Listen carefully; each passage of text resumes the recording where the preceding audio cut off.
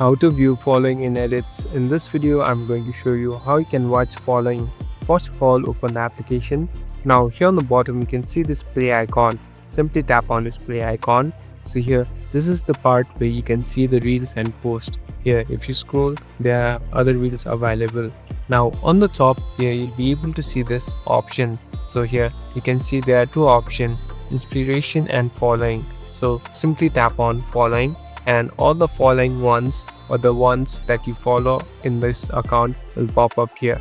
So this is customized and you can do whichever you want.